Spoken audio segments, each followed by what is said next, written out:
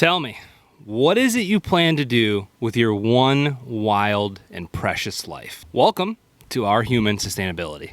A lot of people spend time, energy, frustration, and effort trying to change somebody's mind. This could be about why Michael Jordan is better than LeBron, or why Apple is better than Windows, or the most obvious example right now, which is Democrats versus Republicans. So why is it so hard to persuade people away from their opinions?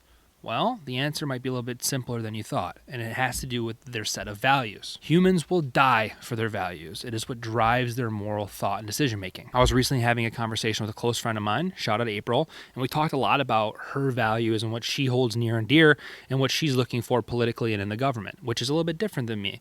But we're friends, and we had a very good discussion and open dialogue, and I had a better understanding when it was all said and done of where her values were. Unfortunately, this is not the case for everybody. Most people will fight so hard for their values that they'll even seek out information that only supports their values and will hear nothing to do with any information that goes against their values. Whenever you have an ethical dilemma, you lean hard into those values, and that's how you decide on your decision. So through doing a little bit of research, I have a list of a few different types of values that people hold near and dear. First, you have aesthetic values, which means that you really value art and beauty in the world. Next, you have scientific values, which means that you are looking for knowledge and truth and empirical evidence. Next, you have what's called instrumental value, which means that you look for means to an end. Then you have physical value, which is having your psychological needs met and just overall survival being very important to you. Then you have moral values, which is pretty simple. It's, you value right and wrong. Next, you have spiritual value, which means that you believe in religion or some sort of spiritual entity that guides you. And last, but unfortunately the most prevalent in today's society, is the economic value. You value production, efficiency,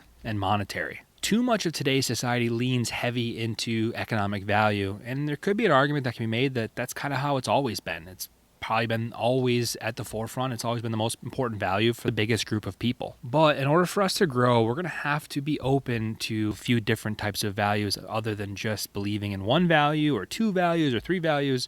Or if you just believe in economic value, that's no good either. Truth is, society could use an injection of moral and scientific and even some spiritual value. So how do you change someone's value system? In all honesty, values only change through experiences. They definitely do not change through berating somebody on social media saying that my value's right, your value's wrong. That has never changed anybody's values, and it's never changed anybody's minds. They change slowly over time or quickly through traumatic events. Let's say you're against healthcare for all.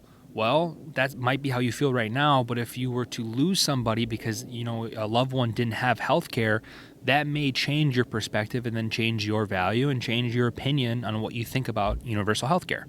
Or maybe you oppose a certain subset of people, whether it's a racial thing or ethnicity thing or a gender thing. You might, oppose that group of people, and that's how you're always going to be until maybe you meet one of them and you befriend one of them and you begin to understand their values and where they're coming from. And over time, you learn to respect them, and now you don't oppose that certain subgroup anymore. If you truly want to change someone's minds, you have to change it through their values, and that involves a lot of hard conversations over a long period of time. My advice, as I've said it 2 times already, is less divisive commentary on social media and more face-to-face or over-the-phone conversations to truly understand where people are coming from, connecting with them, understanding their values, sharing your values, and then hopefully over time we can find a way to come out of this mess that we call life right now and onto something a little bit better. Not a scientist or a doctor, just a normal guy on a quest to better himself.